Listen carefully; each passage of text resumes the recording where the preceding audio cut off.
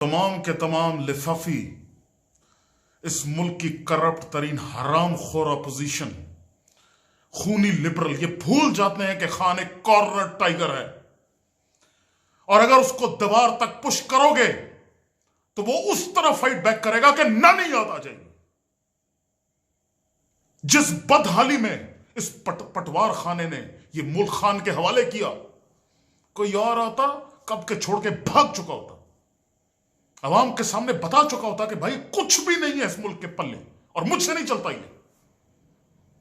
लेकिन चूंकि मेरा खान एक फाइटर है, इस मुश्किल तरीन हालात में भी उसने कहा नहीं, उम्मीद बेहतरी की रखो, घबराओ मत, मैं हूं ना, मैं ठीक करके छोड़ूंगा इस मुल्क को।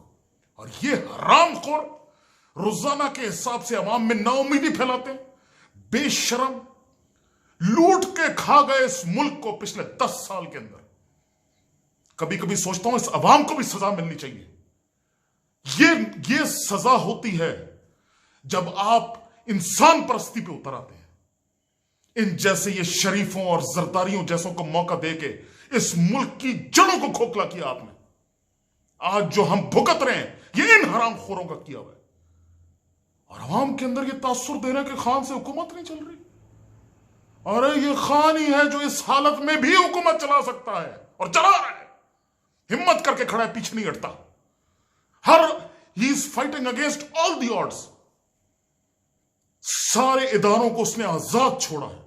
उसने कहा मेरिट पे करो फैसले, 2 सजाएं जिसको देनी है, चाहे वो मेरा अपना हो चाहे कोई और हो, मैं नहीं इंटरफेयर करूंगा।